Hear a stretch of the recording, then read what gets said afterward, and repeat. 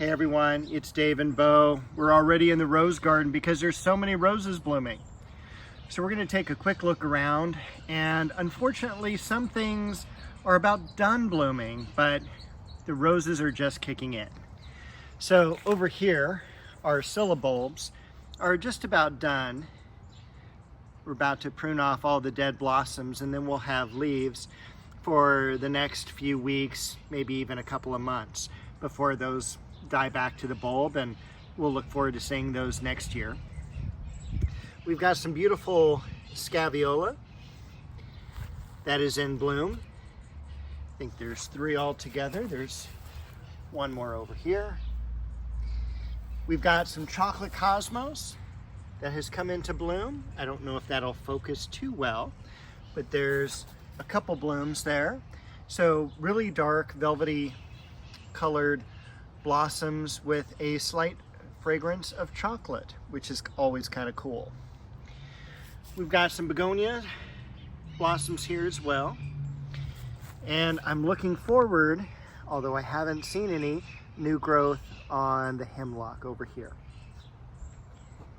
We've got a ton, a ton of roses that are coming into bloom. And this is the Cecile Brunner climbing rose. And this is just covered in buds yet to open. They'll probably be open next week. Today's a very overcast day, but the weather's been weird. It's been warm, high 80s for about 3 days. And then all of a sudden we got really cold today and chance of rain both Saturday and Sunday. For a date stamp, it is Friday, April the 12th. Beautiful Dianthus.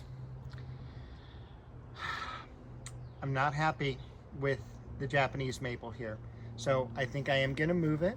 I am getting a little bit of dieback, which is a little weird here. It doesn't look like the branch is broken or anything like that, but we'll see what we can do over this next week of relocating it.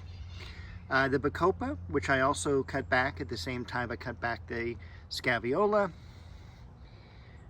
The westringia survived transplanting. I think it's going to be perfect there. Another blue girl rose. Look at all those blooms on this carnation. This one's very fragrant. Got Dunes Valley thyme. I've got the lamb's ears beginning to grow. Can't wait for these to blossom. This is perfect moment.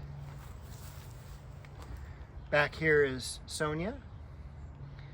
Look at that foxglove bloom.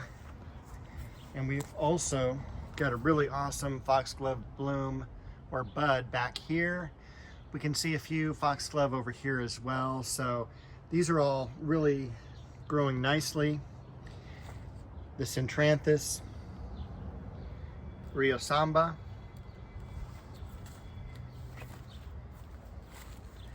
Over here is gold medal. The blooms have opened up on the crabapple. Some irises behind it. More foxglove behind the touch of class rose. And look at this rose here. This is one of the original roses for this area, and this is Tiffany. It is one of the offsprings of the famous Charlotte Armstrong rose from the 1940s. Look at this crazy lily here. I mean, it's almost up to the top of the stake already, and it's only April. Over here, look at all the blooms on the almond bush. Sweet pea bush. Foxglove in the back. This is Garden Party. And give you an idea of what Garden Party normally looks like. Usually blasts open pretty quickly. Over here is Duet. Queen Elizabeth, Oklahoma, Lynn Anderson, really cool Pittosporum. The cherry tree has not leafed out yet, and we are in April, so I'm a little concerned. You can already see, look at the apricots there. Plant's looking good. There's a few stems here that haven't leafed out, so I'm a little concerned with that. Another beautiful red rose here. Got a foxglove spike. This one I'm really interested to see how well this is going to do this year. This rose I transplanted from the front yard into the backyard to take the place of that red rose over here. So it was struggling probably for about 3, 4, 5 years, and now I think it's going to do really, really good. And if I remember correctly, the bloom is just outstanding. You can see some foliage on the red dragon Japanese maple.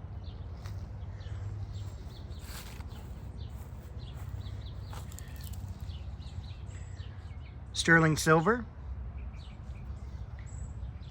Color Magic, and Just Joey, variegated oregano, some brachycomb, and look at all that new growth. I never thought I would say it, on the liriope.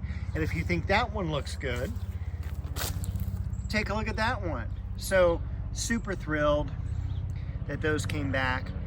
Campanula, dwarf mugo pine, slow mound, and I think that is everything in the rose garden. There might be a giant lion. There she is. There's Bo, just waiting for us. Another scabiola right next to Bo.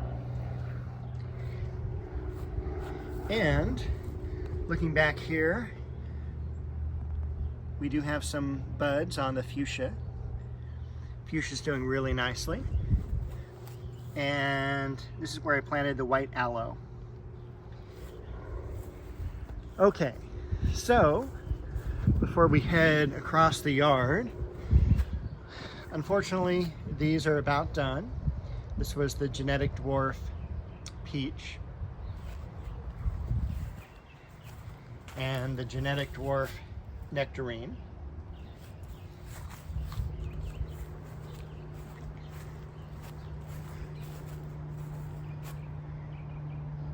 Dogwood, looking great. Chionanthus, looking great. We've got a lot of flower buds coming up on the new growth of the ligustrum. Now, generally speaking, these are going to open the very 1st of May, so we've got maybe 3 weeks before they open. I try to cut back as many as possible, just because it brings a tremendous amount of bees. Not that the bees are bad, but I remember having a dog here, and she would always just get stung by the bees because she would, rub up against these shrubs and then she would get stung. Stewardia and variegated dogwood. So very happy with those. Down here and over here, we've got peonies coming up. So looks like they're doing really great. A few off blooms on the pink jasmine. Look at that tomato that overwintered. This is dirt from, good ID, Dave. This is dirt from the front yard. Had some construction work done, so got a little bit of dirt that I put here so I could eventually put over here once I go through and plant that magnolia tree. Really cool viola still. And over here, I think last week I showed you the planting of the Japanese maple. This is Bloodgood over here, and it is really one of the best varieties. and surprisingly very sun tolerant. And of course I say that on a overcast day. Last week we focused a lot on this plant. This was Heliotropium Ecuador. And that'll be planted in the ground here. We've got Pittosporum that's coming into bloom. Normally it has a very strong orange fragrant scent. I can't tell on this one yet. Gardenias, bow, but look what's come into bloom as well. This is the Chionanthus tree, or Chinese fringe tree. White blossoms, and everything, this entire tree has leafed out really nicely. I'm looking at roughly 48 weeks planted now. We're about a month away from its 1-year anniversary in this location. So this has done really well. Over the winter I pruned off the bottom branches, and so I'm really trying to force the growth up now and out so that it blocks some of the neighbors' view. We've got the Dizygotheca back here, the false Aurelia. The Clivia pretty much done, and you can already see that it has lost a little bit of color in the foliage just because of the heat. So I had to cover it up for a couple of days during the real hot weather because I was out here and I noticed it immediately had discolored. So unfortunately, it doesn't have as much shade as I would like it to yet. This is another blood good Japanese maple. You can kind of see, maybe not, I can't really see, there's some flower buds, which are nothing to write home about, but kind of cool to see. There we go, there's a little bit better image of it in the upper right there. Behind that though, take a look at this. Again, this is Styrax, Japanese snowball. I mean, there are hundreds of blossoms here, and that is so exciting. I can't wait to see what that will look like as a mature tree. I mean, this is a 5-gallon container. Elizabeth Magnolia, now completely done blooming. Again, that's going to be over here. This will be more of a pathway that I can take around the old pond. Look at the heliotrope over here. Beautiful Shasta daisies. Monarda. This is Acer palmatum shishigashira. Beautiful curved foliage. Remember, I was worried about the scented geranium, variegated scented geranium coming back. It's looking really good. The yarrow next to it. Variegated Alstroemeria. I did move the fern that was back here. With the heat, it totally started frying, so that needed to be transplanted and moved. Everything else though survived the heat really well. Even the orchids that have been out here, these are a Vietnamese orchid, and that's the fern that I had moved. The euphorbia, that orchid there, the dendrobium. This Japanese maple just beginning to show a few buds leafing out. So there's a little concern there as well. Mock orange, tons of fern, tons of foliage on that daylily and on the amaryllis. Look at the Melissa officinalis. This is lemon balm. I keep wanting to call it bee balm, but that's Monarda. More of it over here. Another daylily. I cut all the suckers away from the tree rows there. Still a lot of things to plant back there, so we're not going to go there today. I also need to prune back all the lavender and get back to that dwarf Eugenia. Looking forward to those yellow celebrity blossoms coming into bloom. Remember, we cut these back all the way to the ground. First blooms of those have come out already. This needs to be cut back now, as it's pretty much done, is the pink breath of heaven. Still a beautiful structure on the Magnolia Solangiana.